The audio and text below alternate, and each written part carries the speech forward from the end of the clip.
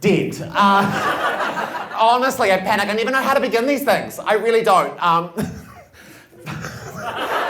A little bit about me, I don't know. No, because I have such a fucking intense relationship with my own intrusive thoughts. Do you sort of, yeah, you got, no, okay. You're all mentally sound, is that what's going on? Yeah, you're like, yeah, actually, I read at night and I focus at work. Okay, well, some of us have undiagnosed mental disorders. So, you know, I have such an intense relationship. You know, it's that voice.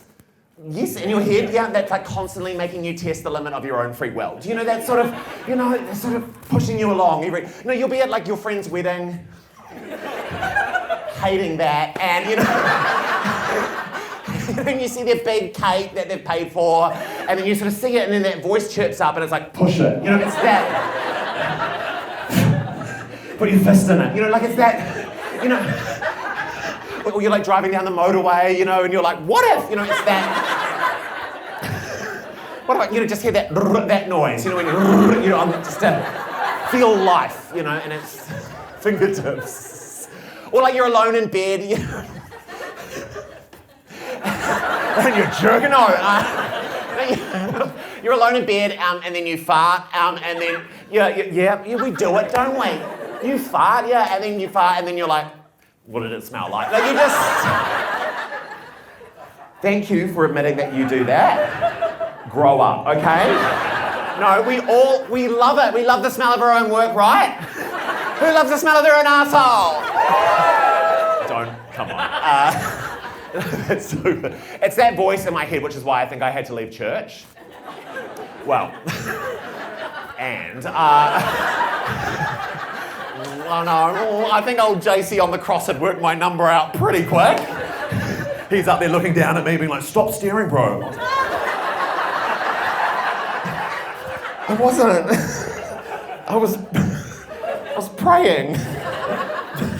Praying my huge boner goes away. I know. It's so close to Christmas. Anyway, no, okay, here's the theory. The theory is sort of like the more serious the environment, the louder the voices are for me. So the more high pressure environment, the louder these guys are, yeah? And church is like, you know, it was pretty intense. And I'd be so fucking bored as well. Like I'd be sitting on those pews just being like, oh, fucking hurry up. Like, come on, like get over the ladder. Let's fucking open the red wine and crackers. Like let's have a party, you know? Or fucking give me a job. Like, let me swing that incense around. You know, I'd do wonders with that, don't you think? I just, so coquettish, you know? And I wouldn't even go side to side, you know? I'd put on a show, you know? I don't know how that mind works, but you're working tonight too. You work it out. So I'd be so bored in church. And then I'd just be like, that voice would start chirping up, you know, just being like, okay, well, what if you just stood up in the aisle right now, you know, while everyone's looking at you, and then just started acting like really fucking weird, you know? But not like your basic friend at brunch who's like, guys, let's do a weird photo. Like, no, I mean fully fucking off the rails crazy, like, you know, just like, just got out there, started speaking in tongues, like just went up to the pulpit, grabbed the priest's mic, and was just like, Mum, Dad, I'm gay. Like, what if what if that happened at church? So I don't know if you can like kind of tell from the energy at the top of the show, those voices are happening right now. Oh yeah. Over time, because this is a pretty fucking intense, high stakes relationship I've got right now with you all. Like, because you're all kind of like looking at me,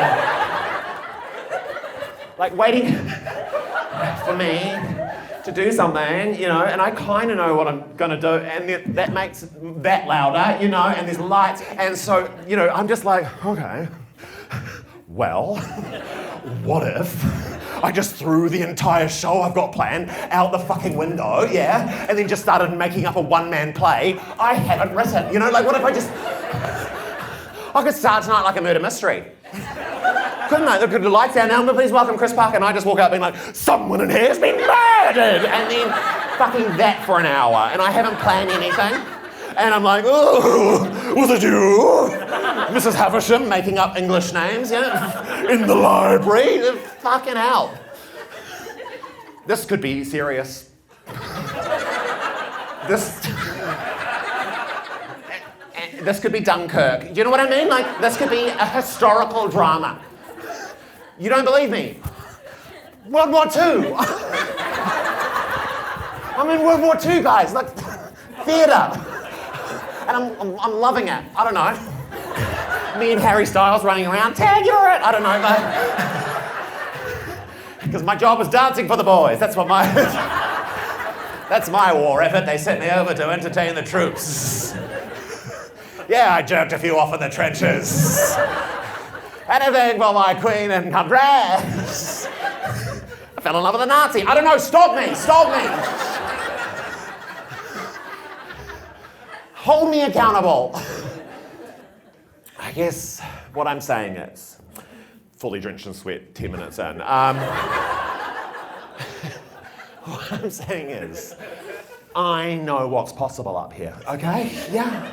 This little stage, these lights, these curtains that could go up with one flame.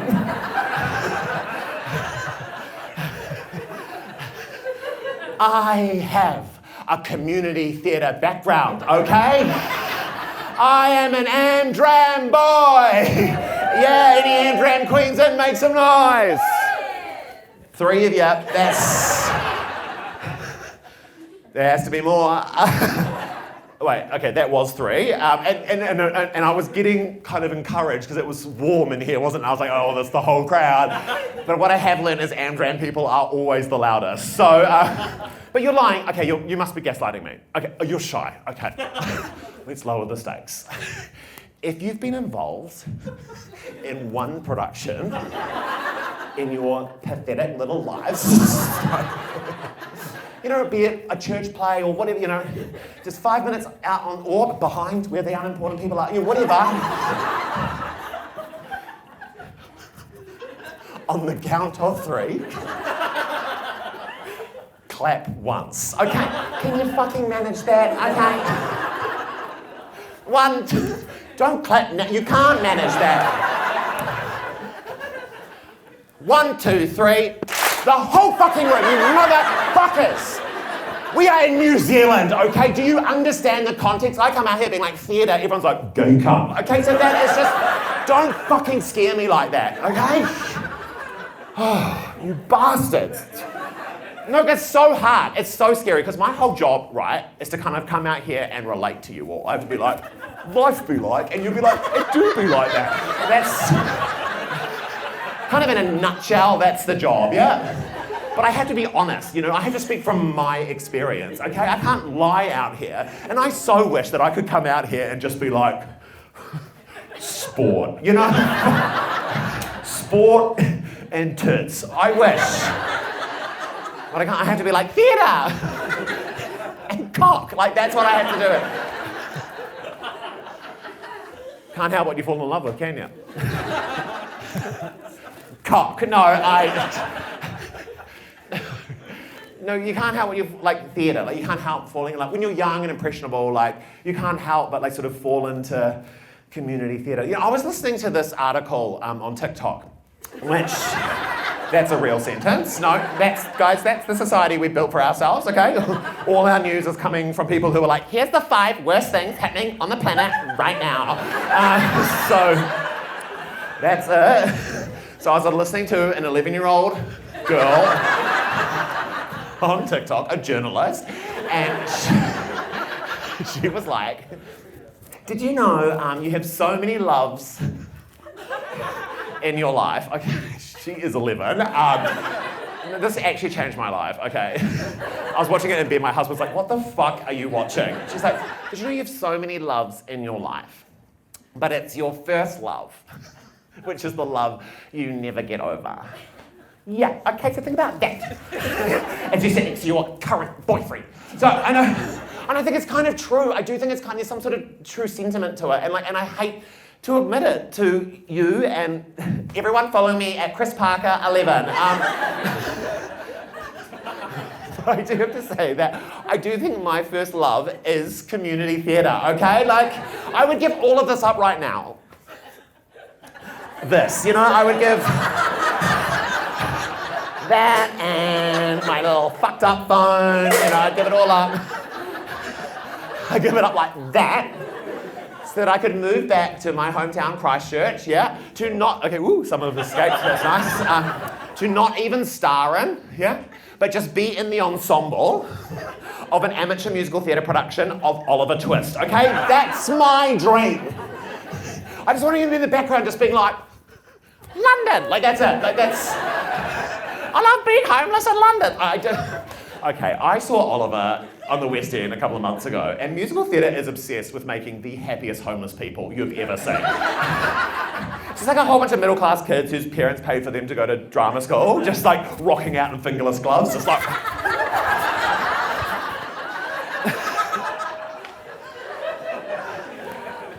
Tonight's about being vulnerable, tonight's about being honest. I'm going to say this, and I'm going to fall, and you're not going to catch me, I can tell, but... I fucking love fingerless gloves, okay? I think they're so cool. You look so cool in them. Don't you? You're like, I don't give a fuck.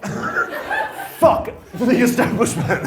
And fuck the rest of my gloves. Like it's sort of punk, It's sort of like, and it's like, if you see someone in fingerless gloves walk into a room, you're like, whoa. Cover your drinks, like...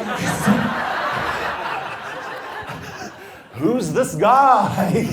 What's happened to the rest of his gloves? It's sort of, you've been brainwashed by hack comedians. You have, I know, who are like, oh, what's the point?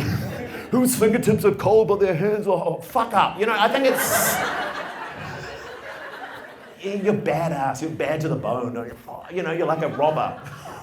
A robber who's willing to risk it all by having his fingertips out. So if you actually think about it, batter to the bone. You can't help what you fall in love with. You can't, and I cannot deny the fact that I was 11 years old when I saw Chris Angel, the mind freak street magician, levitate in a pair of fingerless gloves, and think to myself, I want to suck his dick. Okay, so that's just my experience. Imagine this whole show right now, fingerless gloves on. Hey. Could you imagine the comment section of this reel?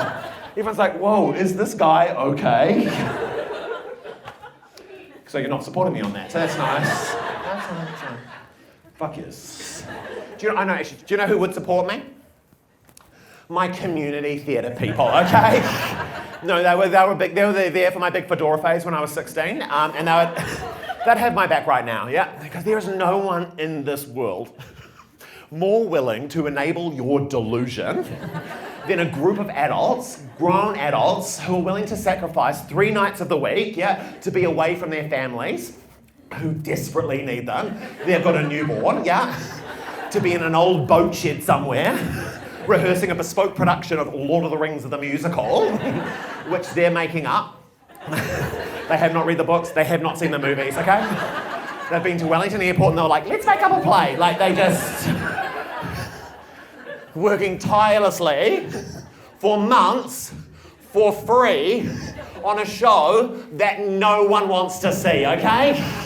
These are my people. And 3 other people in this audience. Where else in the world, I ask you? See, it is dramatic. Where else is a closeted 11-year-old boy gonna find his platonic soulmate, okay? His best friend in life in a 52-year-old woman named Morin, all right? She was my best fucking friend, Morin. It was Bonnie and Clyde, Chris and Maureen going through life together, I had my first pimple, she had 3 adult children, and we were best friends. Because nothing brings people closer together. There's no better equalizer in this world than trying to nail the choreography to Cats, okay? Like, it's just... No, truly, she's out there being like, oh, I don't know if I've got this, Chris. I'm on the side being like, don't listen to yourself, Maureen. You're an amazing dancer. It's like, no, I mean life. Fucking hell, Chris. I'm thinking about leaving Brent. I'm like, oh. It's quite a lot to dump on an 11-year-old boy, Morin. Yeah, shit, sorry, yeah. You're so wise beyond your years. Do you think you might be gay? Later, Morin. Maureen's a real woman. No, she is, and she made a significant impact on me. Like, you should not underestimate the impact that a 52-year-old woman who works at Spotlight can have on a closeted 11-year-old boy, okay? No, because I used to suffer from quite a bit of stage fright. Well, that's growth, isn't it? Yeah, like, I did. Like, before every show, I'd be so riddled with, like, fear and anxiety and honestly a bit of, like, self-loathing. I felt like I just couldn't go on. I couldn't get out there and just be, like, full Chris Parker, the Chris Parker that I know that was hiding in there, right? And I'll never forget this day, okay? It was before a production of Thumbelina, the Hans Christian Andersen version. Yes, obviously, it was very dark and fucked up. We took some risks, you know, Thumbelina was a slut. You know, we really... Morin played Madame Owl, who ran a brothel. Like, we really took a lot of risks and performed it to children. Anyway, so it was before the show. I'm in the corner, I'm like green. I'm like, I just feel like I can't go on, I can't get out there. I just can't do this. And I remember Maureen clocking me in the corner, yeah? She walks over, she grabs me by the wrist with her quite intense manicure. She pulls me in. Now guys, just so that you have a full sense of the image, because this is a very formative memory, she is dressed like a full owl, okay? 52 years old, covered in feathers, okay? So she looks at me in the eyes and she goes, whoo, obviously. She's in character. She'd been living as an owl for months. Like, she fully fucking went there. She lost her mind. Because she wasn't sleeping because they're nocturnal. It was a whole thing. So her and Brent were on the rocks. Anyway, so she pulls me in. She's like, Chris, if you ever feel like you just can't go on, you know, you just can't get out there, you can't go on and shine and be the Chris Parker I know's hiding in there, just remember, sweetheart, you hold the power. Yeah, you do. You do. You hold the power in these two fingers right here. You just shove them to the back of your throat, throw up, and on with the show. Yes, that was real advice. From a 52-year-old woman to an 11-year-old boy, okay? And now before every show, you guys. I can feel the vibe shift. Well, you think I'm just doing material, not clocking the vibe shift? I can sense the vibe shift. Yeah, I can still get cringing in your fucking seats. You're like, oh my God, kill me. I wish this guy got bullied harder at high school. Well, it's not possible.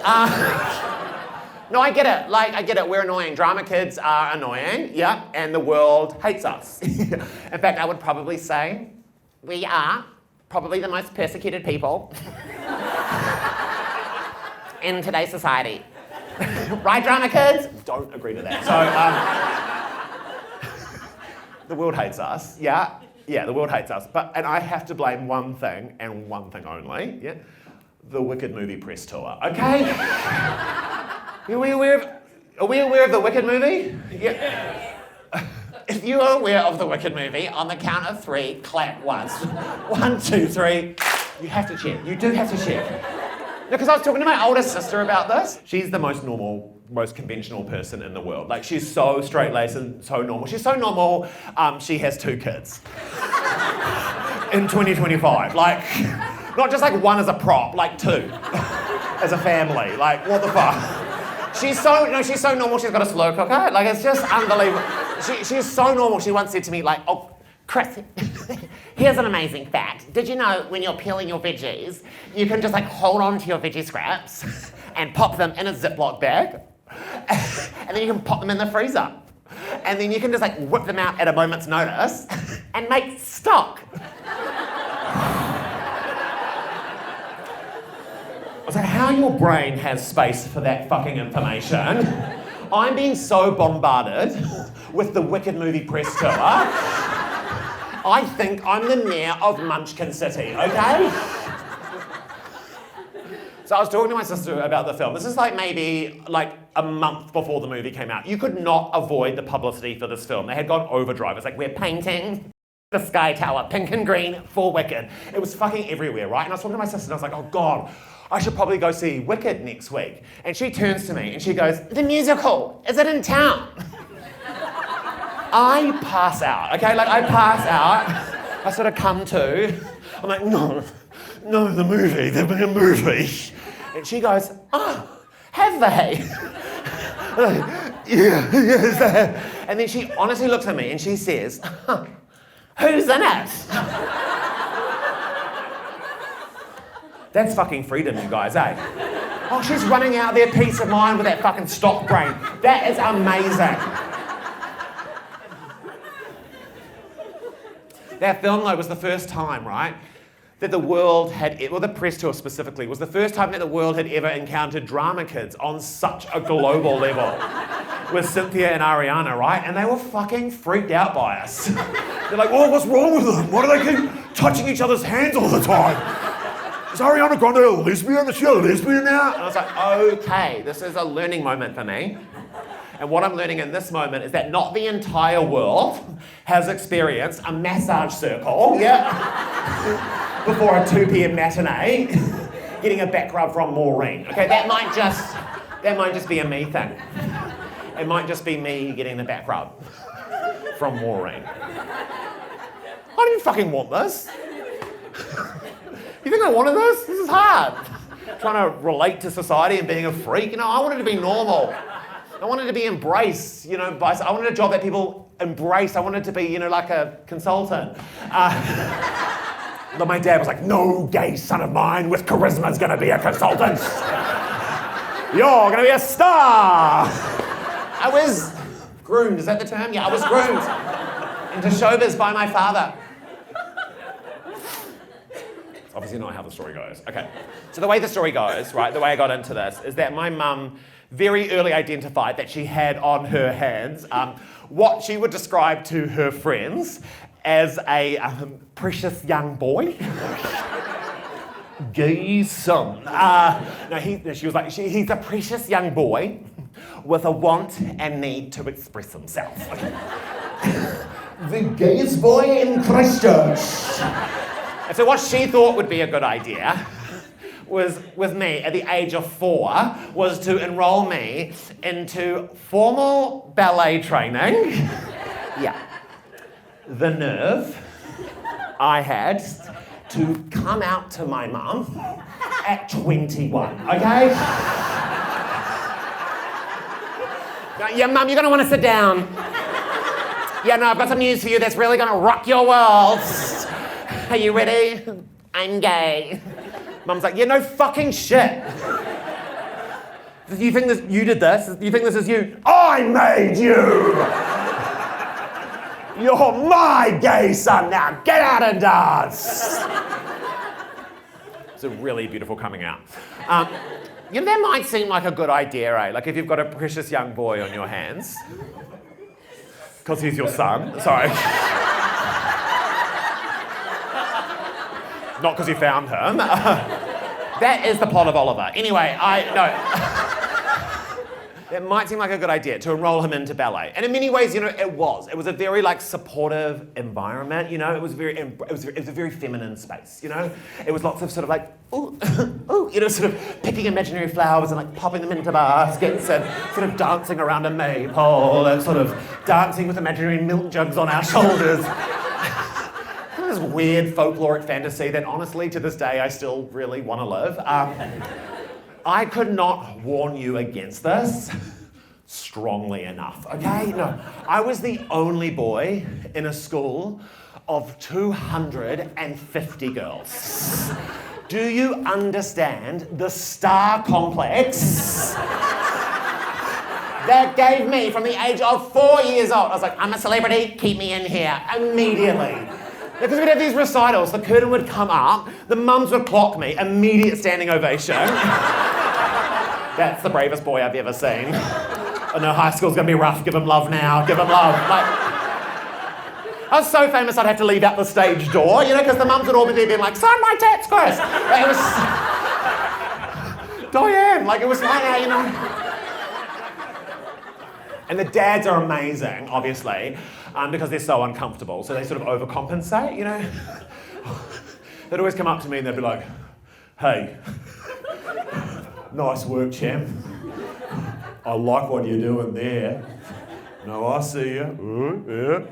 One boy, 250 girls. I like those odds, Chris. Yeah. Hey fellas, if you're sending your daughter to a ballet school so she can find herself a future husband, you might have sent her off on a bit of a wild goose chase, sorry. You know, in the sense that ballet, like chasing wild geese, are activities that gay men love to do. Right, gay men?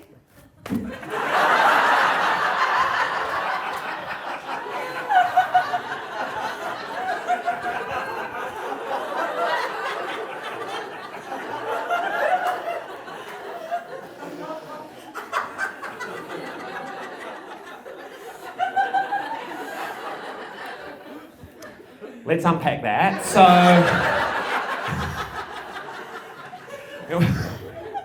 this happened at the last special. All the gays have gone. Okay. Is there no gay men in here? Okay, there's one who wants to be invisible. I get it. Okay, let's unpack it. So what's going on there is that I'm trying to set up a rumour in this show that gay men like to chase wild geese, okay? That's just for me. You've got to set up one rumour in every show. That one's just for me. Why? I think it's quite a funny mental image. You know, just a whole bunch of gay men being like, catch them, Cameron. Like, I think that's quite fun. But also, I really like the idea that there's sort of like a well-meaning ally in this audience who sort of works for HR in their office, and their job is like Pride every year, and then they hear that, and they're like, okay, noted for next Pride. We're not doing cupcakes. I'll organise some wild geese for the office. Trish walks over and be like, Cameron, I've got a surprise for you in meeting room 4. Happy Pride. Oh. He's like, fuck, Trish, what have you done? Chase them, Happy Pride. He's like, I'm not gay. But you wear such fun socks. I don't know, you know.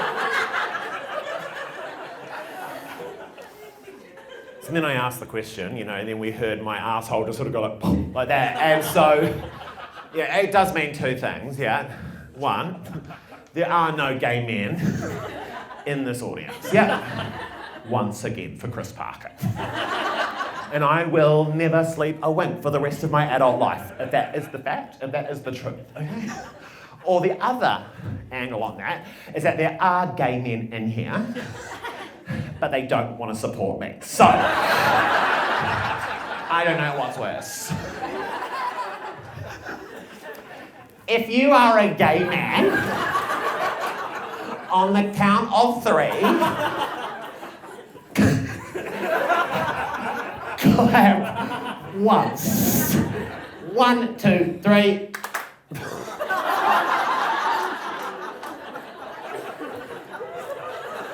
That was the worst clap I've ever heard. That literally sounded like butt cheeks going like that. But also, I do like the idea that someone just came out. Yes, Sarah, I'm sorry, I want a divorce. Where the fuck was I? Okay, okay. Ballet, gay men doing ballet. Look, I don't want to make sort of any kind of dangerous generalisations here, but I will say sort of like, I reckon, in my opinion, 100% of men who do ballet are, you know, they like it, but, you know, anyone want to prove me wrong? Fact. There we go. So, we go spread that around. You learned it here first, folks. They're all gay. No, but it's right, the art form kind of knows it, like, because it's weird, it's such a heteronormative art form, but it's sort of like, it's, okay, so you know when you go to like a musical, right, like you'll go see like West Side Story, yeah, and like Maria's out there and she's like, Tony, and then Tony runs out and he's like, I love you, Maria, like literally, you know, and we're like, what's not clicking here? Why is the chemistry off, yeah? The same thing goes with ballet, right? But they've known it for centuries. They've always known they've got like gay men sort of selling a romantic lead in the lead role and it's not working. And so they've sort of twisted their stories so that it works. Like if you think about Swan Lake, right? So that's the tale of a precious young boy whose parents want him to marry, so they host a ball, and they invite all these beautiful ladies from around the world to dance and entice the man. It's like, ooh, who will he marry? And the young man is sort of in the ball being like, okay, this is quite a lot for me. I want to fuck that swan, okay? And that's a wild goose chase. So, if you think about it, it's not worth it. Did anyone in here do ballet in their childhood? Make some noise? The screams of women, I love that. Ooh, happy memories? Bit of trauma there, eh, doll? Yeah, bit of trauma there, I know, and I know where it comes from too. Yeah, your ballet teacher, aren't they? Yeah. Again, I don't want to make any dangerous generalizations here. 100% of ballet teachers are psychotic, evil women, okay? Trying to kill small children's lives. They are horrible people. And they've all got a villain origin story as to how they arrived at their dance school. So my ballet teacher, her villain origin story was she was living in London. She wanted to dance in West End musicals. Specifically, she wanted to be in a chorus line. You know, the one that's like, like that. And every year, you hated that, but I have to do it for context. And so every year, she would audition to try and be in the chorus line. And one year, she was very close. It was between her and someone else. Like, she almost got the role, but she was too tall. So they had to move to Christchurch and set up a dance school, yeah? That's life, folks. Sometimes you get your dreams, sometimes you move to Christchurch, set up a dance school. That's just the way the cookie crumbles. Don't feel bad for her though. Like, she kind of worked through it in this sort of beautiful way. And so what she would do is at the end of year ballet recital, which was like this, but 4 hours long. This is 6. So, there would be an interval, right? After all the dances, there'd be an interval where all the parents would race out into the foyer, nick a couple of wines, whatever they could do, whatever they could manage to sort of get through the second half, And at the top of the second half, the curtain would come up and my ballet teacher would be there, alone on stage, in a top hat and a waistcoat, and she would perform the number to all the parents who were thinking, I should have had more Coke. Okay, like they would And every year I would race to the wings to watch it. I had to watch it. Every year I had to watch her do the dance. I watched it for 8 years. And every year I'd sit there and I'd watch her dance and I'd think to myself, what a perfectly healthy way to deal with that. You know what I mean? She had her dream. It didn't come true. She made an opportunity for herself. I think it's beautiful. Anyway, obviously the word got out at school that I was doing ballet, and that was sort of considered gay. I found myself in a bit of a PR shitstorm at primary school, I remember racing home, sort of talking to Mum, being like, I think we need a bit of a rebrand, Mum. Sort of bringing Morin in. It was a full think tank, just sort of snacks on the table, just sort of thinking as a way that I could sort of pivot as an organisation. They could sort of bring in a little less annual bullying. And so I'm sort of top line pitching to Mum, being like, I think I just get rid of dance altogether. It is so gay. I am not gay. Rock and roll. And my mum's like, no, but Chris, you want and need to perform and express yourself. And I'm like, yeah, great point, Mum.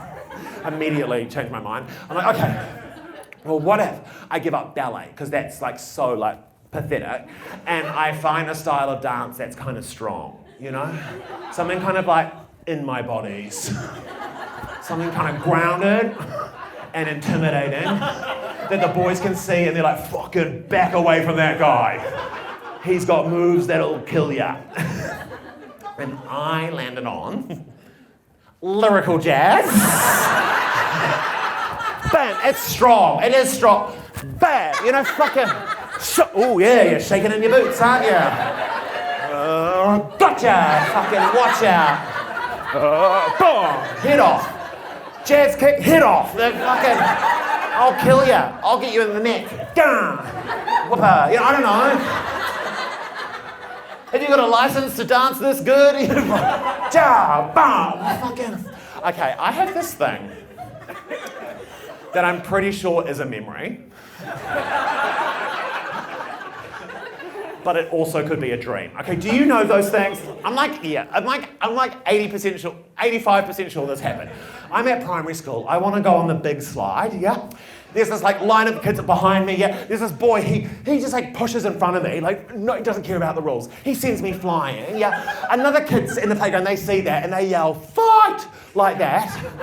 Me and that boy apparently fight, and so we get brought into the middle, the whole school congregate around us, and they start chanting, they're like, fight, fight, fight. I'm in the middle being like, oh my fucking God. I don't know what to do.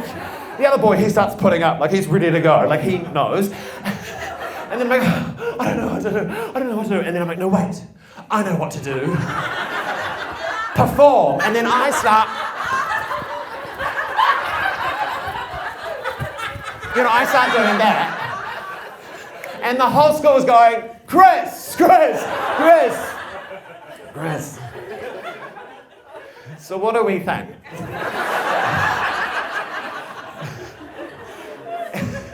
If you think that happened, on the count of 3, clap once. 1, 2, 3. We're not doing it. Okay. We're not doing it.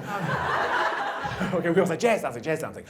Okay, my jazz dance teacher, her villain origin story. She is living in Australia, right? She's trying to make a career in commercial dance, where she could like dance at mall openings or whatever, I don't know. That's her dream, guys, don't laugh. Don't laugh, don't judge a laugh. It's a new word, jaff. Don't jaff. We're keeping this bit. She was living in Australia. She's trying to make a career in commercial dance, yeah, mall openings. And she's making it quite far in her commercial dance career. Like she's sort of heading to, Westfield or whatever. And then she has a knee injury. Thank you. So has to move to Christchurch to set up a dance school, right? That's just the way it fucking happens. And her way of dealing with how fucked up and cruel and unfair the world is not by creating an opportunity for herself where she would dance for coked up parents. No, what she would do instead is take it out on us, her paying students who wanted to be there. And she would do this every year at the end of year jazz recital with a psychotic rose ceremony, okay? Yeah, like The Bachelor, but with prepubescent kids in lycra, okay? So what she would do, the whole point of the jazz recital was to like dance to our parents to share and be like, I'm not gay, Dad. That was the whole point. And at the end of the recital, she would come out with a whole bunch of roses and she would hand a single rose to whoever got the highest grade in their mid-year exam. So suddenly this became an opportunity to fail in front of our parents, okay? She fucking lived off this power for weeks leading up to the recital. I will never forget this day. We're in jazz dancing class. We're running our routine. Our recital's in a couple of weeks. We should be like drilling the routine, but for some reason, she's sitting up on a high stool, like this, but I'll mime it. On a high stool, yeah. We're all sitting around her feet, like her minions, yeah. And she's just like drunk on the power. And she goes, so class. She's not smoking, but it feels right. Okay. And she's Kiwi, hold on. So, class, who do we think's gonna get a rose at the end of year recital? Lightning. And one of the girls chirps up and she's like, Sarah? She's like, yes, Sarah might get a rose. This is turning into adult Thumbelina, I apologise. Another girl's like, Betty. She's like, yes. Betty might get a rose. And then my best friend Cherie, which I know, imagine having a baby and being like, Cherie. And she chirps up and she goes, what about Chris? And my jazz dance teacher goes, Chris won't get a rose. Chris doesn't deserve a rose. And I never thought about it ever again. A-okay, totally fine. Okay, running out of that jazz dance class. Another amazing jazz dance class, Mum. Cannot wait for next week. Fuck that woman, okay? She is my #1 nemesis in this life. Chris doesn't deserve a rose. Fuck your roses. You don't own roses. I'll buy my own single rose. Oh yeah, I'm gonna go into a florist. One single rose, please, for me.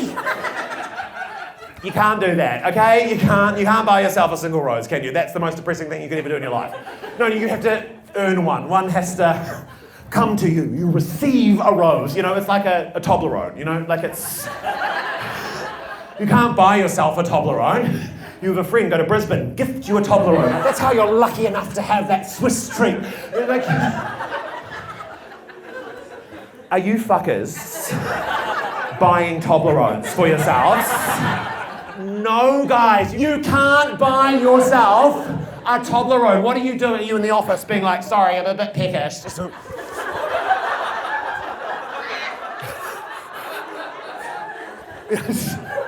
That's how you're eating it, right?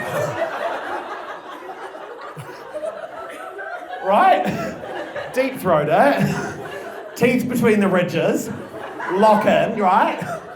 Lever down. Swiss pyramid to the back of the throat, right? Or are you breaking it off? No, you lever it. You lever it. Because then you get to the last three and you don't have enough leverage. You know when you're in bed and you're like... I want a nougat. Where was I? Fuck. Yeah. Chris doesn't deserve a rose. My plan for this, by the way, was not to do it here. Obviously, I was going to do it at a stadium. Comp it out. Invite her along, yeah? Sit her in the middle of the fucking arena. And then I'm going to hand everyone in the arena a rose, like pink, on a harness. Like that. I'm going to get up to her, no rose. Jazz chopper in the throat. She is 83. You have to be so careful what you say to kids, eh? We never forget the shit that gets told to us in our childhood, do we? Like, I'll never forget Chris doesn't deserve a rose. That's there forever. Like, you see, like, it's dangerous. Like, you see one little annoying kid in a playground with his pants too high, you call him annoying, you've made Elon Musk overnight. Like, that's just the formula. So while I'll never forget Chris doesn't deserve a rose, there's actually another sentence that got told to me in my childhood that has stayed with me forever, and it has really shaped every day of my adult life going forward. And it was meant as a compliment, and it totally unraveled me. So it was obviously said by one person, and one person only, my mum. So, it's post a ballet recital, me and my older sister, the one who doesn't know that Wicked exists, yep, we're in the back of the Honda Odyssey, and we're on a level 10 come down from a ballet recital. We're just like, you know, we've had lip plus and energy chocolate, we're tweaking, I've signed mum's tits, my sister, you know, was also there. My mum's ready to drive into oncoming traffic, okay? Yeah, because she's watched a grown woman dance a chorus line by herself. So that's kind of the definition of breaking point. And I, for some reason, haven't had enough validation from adults for the day. So I chirp up from the back and I'm like, so what did you think of our dancing, mum? So annoying. And my mum's like, huh, well, it's interesting, isn't it? Because Kate, my older sister, she's quite a technical dancer, you know? She's got a lot of technique out there, but not a lot of passion. Whereas Chris has too much passion and not enough technique. We're in the back of the car hearing that, we're like, Durr! Like, life is so hectic for us. I'm 11, my sister's 13. I'm like, I want to kiss boys. My sister's like, I've got tits. And now that layer on top. Like, I was like, Mum, I was fucking asking for a compliment. Not a fucking complex, okay? And what's actually very revealing about my character is that when I heard that at the time, the very first thought I had was, well, I've got the one you want. Right? Okay. You obviously want too much passion and not enough technique. Not too much technique and not enough passion, right? Okay, a lot of technique heads in the crowd. Life is about passion. Catch me. No, but like, do you know what I mean? Like, life's about like, show me your passion. I want to see your passion in this world. Unless your passion is steampunk, in which case I don't want to see that. No, it's freaky. I hate it. Put it away. Keep your cog goggles out of our libraries. There's so many technique heads in here, and I'm gonna call it out. It's the men, and I fucking know your type as well. You're like, ooh. The most important step when putting together a flat pack is reading the instructions. Fuck the instructions, okay? Fuck them. Have a few wines. Fuck around with an Allen key. That is living. I don't know. Oh, the men are about to storm out. March down Queen Street, I don't know. Maybe in a life or death situation. Like if my life is on the line, I might favour slightly technique over passion, okay? Like the last thing you want to hear in the operating theatre, is like, don't worry, Mr. Parker, you're in very safe hands. Dr. Jameson is our most passionate surgeon. You're like, no, what does that mean? What does that mean? He comes in like, scalpel! Not that one, not that one. Give me one with autism, not that one, you know, like. You're going out, he's cutting you open, woo, you know, like, I don't know what he's. You wake up and the nurse is like, wow, you missed out on quite a show. My body, what? What about kissing? Anyone? No. That's where I'm kind of like on the fence about the passion and technique thing. Okay. Would you rather, it's a sleepover now, so would you rather kiss someone that's like way too passionate, like it's the most passionate kiss of your life, you know, it's passion overload, like they kind of like bring you in and, you know, you're like down, you're at the viaduct, I don't know, like, you've had them a door, you know, you're really having the night of your life out there, the sun's setting, someone's on nangs in the corner, like it's just the perfect setting, and they bring you in, they're wearing chinos and R.M. Williams, you know, and they just,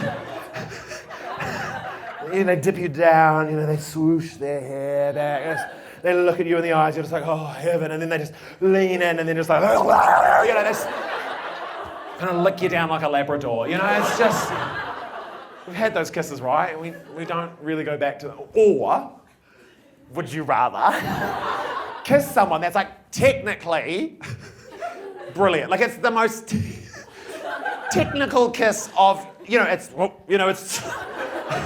they're in there with their tongue, like, you know, they're showing the emergency exits, their tongue's going like, in case they're that way, you know, and that's the life jacket, I don't know. They're like counting your teeth, like they're checking, getting out a bit of tartar, like they're, you know, it's like a hygienist visit. Technical. But they're a sex robot. So what do we want? No, we have to think about this, millennials. We do, because this is the kind of moral quagmire our generation will be facing. No, because our children will be hooking up with Siri. So, like, what do we... I love kissing. No, I actually love watching people kiss. No, I love watching people hook up in public. Like, it's my favourite thing. I know I'm 35, I thought I'd grow out of it, but like it's like when a fire truck drives by, like I just cannot look away. You know, because it's so raw and primal and like, you know, and it's not a big movement, but I can spot it from a mile away. Because you think it's going to be like, but it's not, you know how it's sort of like, you know, that kind of, it comes from here. It's like so small, you know, and I'm there watching them just...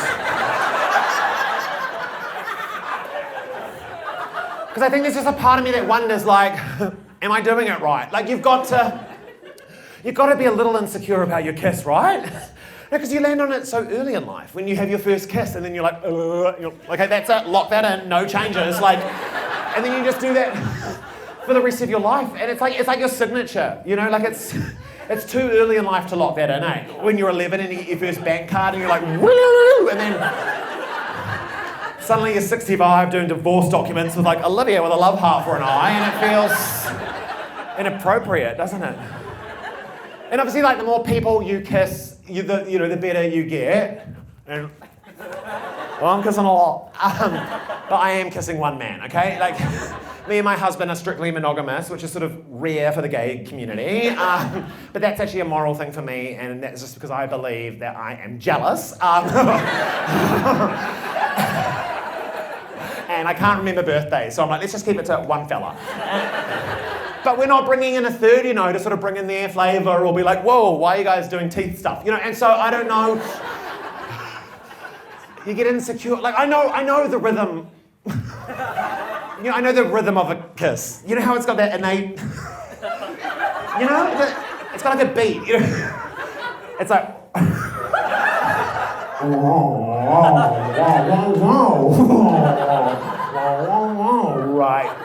right, and left. And how the tongue's sort of like it's not really. Because you think a French kiss, it's going to be like, je m'appelle, but it's not. It's not dynamic like that, isn't it? It's more sort of lethargic. I've made you all self-conscious. Okay, so that's okay, guys. Let's all just turn to the right and kiss the person next to you on the count of 3. You sort of see, you see a kiss in a movie, and then you recreate it. And that's what you do. And that's like life, isn't it? What's the meaning of life? The meaning of life is watching cool people in movies do shit, and then one day trying to recreate it. Life is just a series of performances, truly, and I love it, because there's so many performances I cannot wait to do. I cannot wait for the day that I'm in an aeroplane with my husband, and he's having like a cookie or whatever, and he starts choking. He's like, anyway, hear me out. He goes down. I get to stand up. Everyone's looking at me. And then I get to say the most dramatic line of dialogue we have ever written as a human species, and you know the fucking line, don't you? Is there a doctor on this plane? And everyone's like, wow, they're loving it. I do worry when the moment comes, I'll get self-conscious, because you do have to kind of drop in and kind of deliver the line perfectly. You don't get to flub that line, do you know what I mean? And so Michael will be going down and he's gone blue, and I'm like standing up and everyone's looking at me and they're like, oh, and he's gay, this will be good, I'm adjusting the fan by my seat and then my hair blows, and then I'm like, I forgot the line. Line? Is there a flight on this doctor? I fucked it. And let's go again. Michael's dead. It's just... Is there a doctor in this room? No? Okay. Is there not a doctor in this room? I just want to know if it's... Is there? No. Are you a doctor? No. You seem like a doctor. It's the blazer. No medical professionals in here. Oh, we're fucked. Okay, so... Wait, is there a doctor? Imagine if I was actually dying right now. And there was a doctor being like, nah. Not till you fucking pay us more. I just wanted to know if it's ever happened to you. It actually happened to my dad once. He's not a doctor, but he was on a plane and the man behind him died. I know, he could not wait to tell me either. I was like, how was the flight, Dad? He's like, someone died on the plane. He found out because he'd fallen asleep in the morning. They were sitting behind him, right? And in the morning, the flight attendant tapped Dad on the shoulder and they were like, sir, I'm so sorry. In the night, the man behind you passed away. Would you like us to move you? And Dad said, well, he's not going to bother me, is he? So, I'm serious. They put a blanket over him and my dad put his fucking seat back. Can you fucking believe that? Can you believe that? Okay, here's another performance. I cannot wait to the day that I get to cough into a tissue, reveal blood, hide it from my kids. Are you fucking kidding me? That's the dream. I just want to be like Keira Knightley,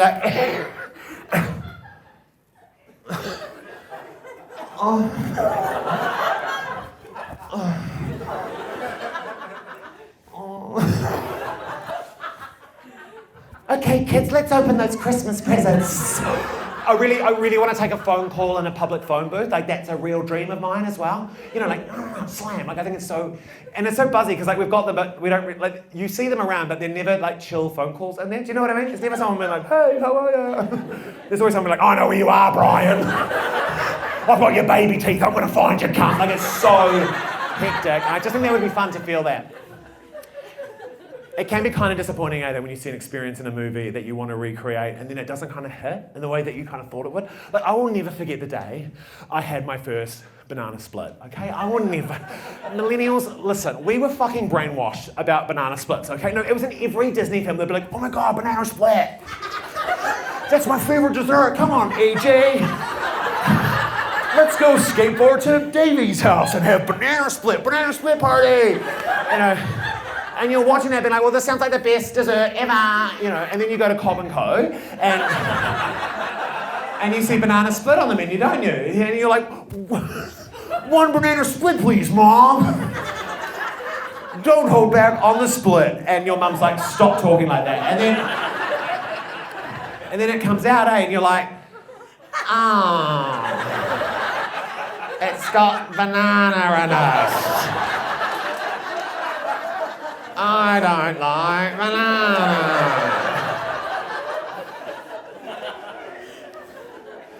More as I'm getting older though, like my sort of staunch advocacy for passion over technique is beginning to waver slightly. Because I'm mid-30s, right? I'm anyone in their mid-30s?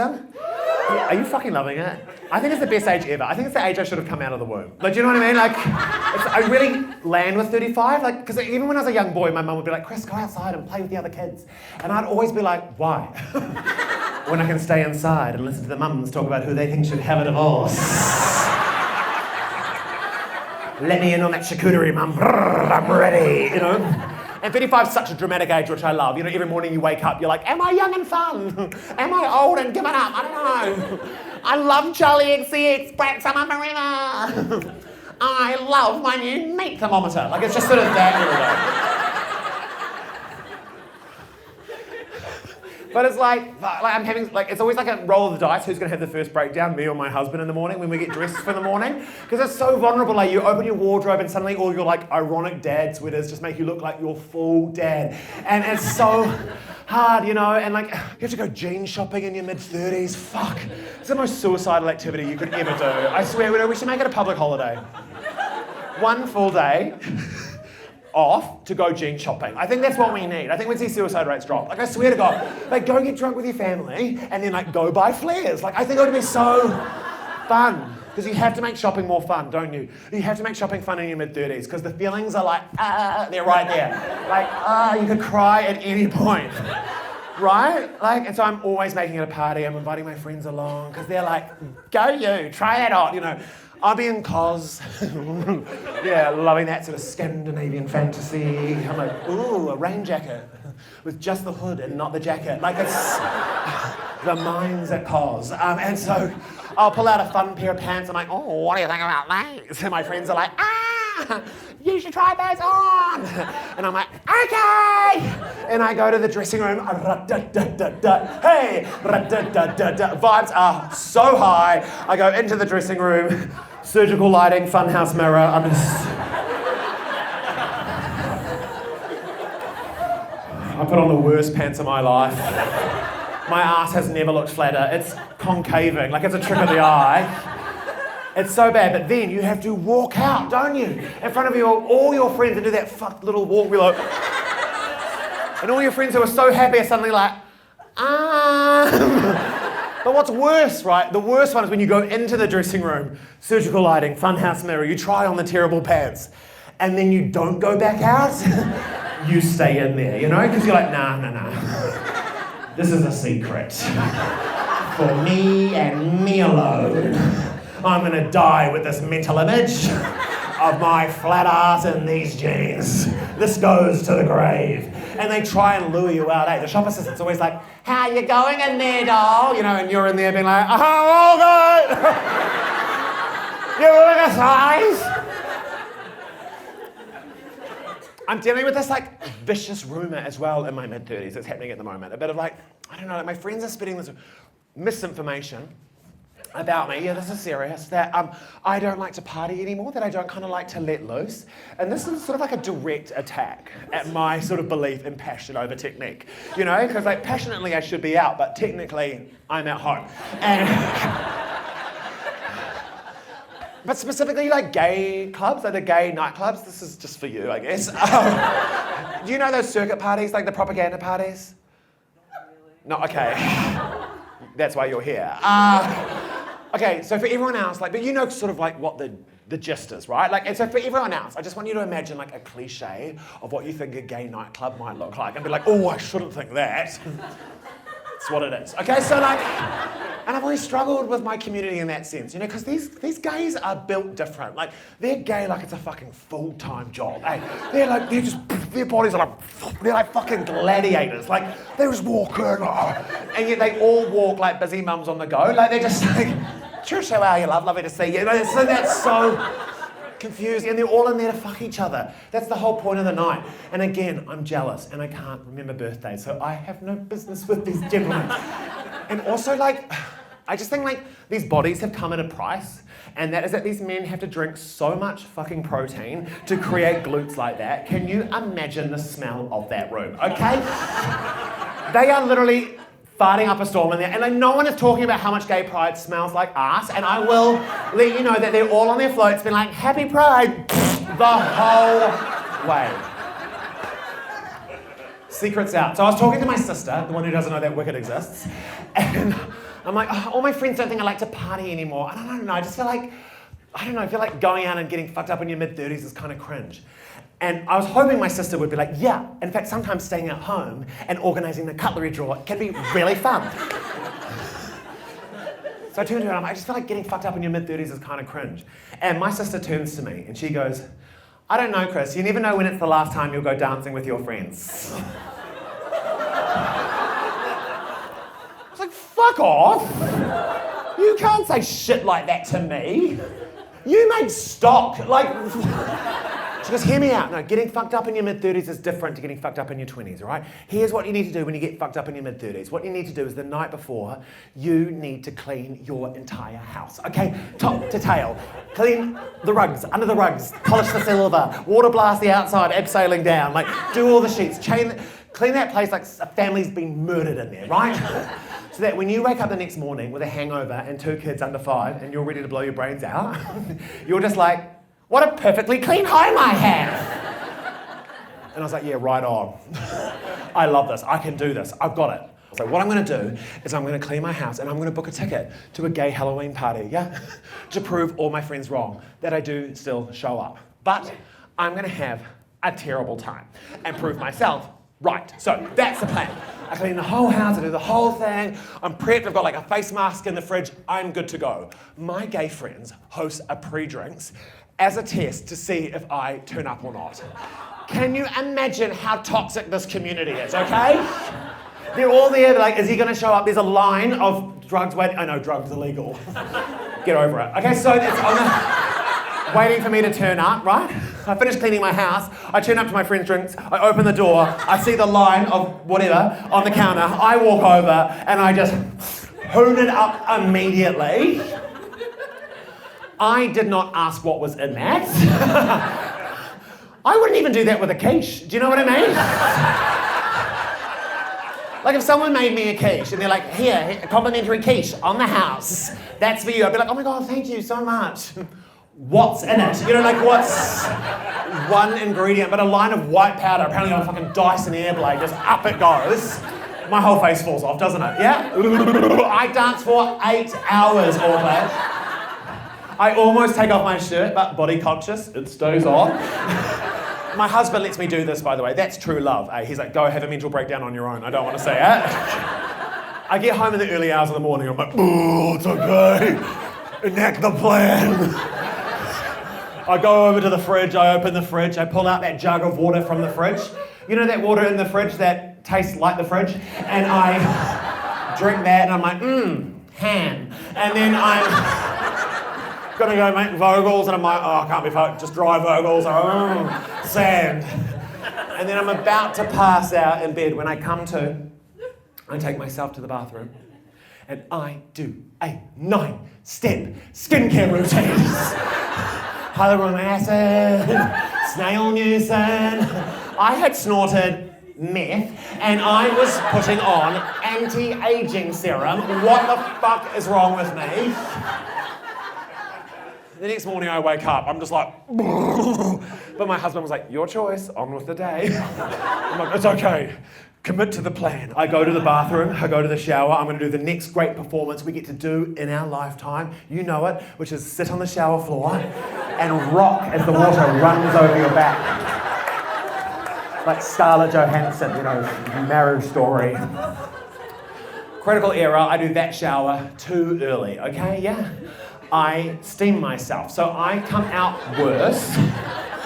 But it's okay. I'm gonna continue with the plan. I go to the fridge, I pull out a face mask from the fridge, I'm trying to heal, I put my face mask on, and now I'm at rock bottom, okay? I'm so filled with like anxiety and self-loathing, and I just like hate myself, and I'm just like, I can't go on. I can't go on and continue and be the Chris Parker eye nose in there. And then I'm like, this is Hello Kitty face mask, by the way. And then I'm like, no, Chris. You hold the power. You hold the power. And these two fingers right here. And at the age of 35, I find myself putting them to the back of my throat and vomiting through a face mask. Never seen Hello Kitty do that. I'm sitting on the bathroom floor looking at my reflection in the toilet. I'm like Snow White. I'm just like, oh, a precious young boy. You know, I'm not good. I'm reflecting on my night. I had the night of my life. I fucking loved it. And I was like, oh my God, who convinced me that I didn't like dancing with gay guys? that was a cringe thing to do, you know? And then I was like, I did. I had convinced myself of that. And then I'm sitting on the bathroom floor thinking like to myself, like, oh my God, is this the same voice in my childhood that like convinced me that like, you know, Amdram was cringe, or like community theatre was cringe, or ballet was cringe, or jazz dancing was cringe, or fingerless gloves are cringe. And then I'm on the bathroom floor looking into the toilet thinking to myself like, is cringe the tool of the oppressor? And then I'm like, okay, it was definitely MDMA that I had. Like that's a certain. But it stuck with me. You know, I think cringe is the tool of the oppressor. I think that's how our enemies have got us, you know, with cringe. Because like, we've all been, you know, we had this great movement in like 2018, everyone was so progressive, and then we've dripped back, and I don't know how, and I think it was suddenly because the cool guys were like, oh, it's kind of cringe to be so woke, and then it sort of trickled back, and then we don't want to sort of step forward, and then someone gets like misgendered in the office, and you're like, I don't want to step out of line, but then someone gets misgendered, and you're like, it's too cringe, and then before you know it, like fascism 2.0 sort of sweeps in. And you're like, oh, random, how did that happen? You know, and I don't know, I just like, I can't stop thinking about it, right? And so I'm just like, there's just one last thing I wanted to say to you all tonight, is that you can buy yourself a rose, yeah? You can just give it to yourself for having too much passion and not enough technique. Thank you so much, Auckland.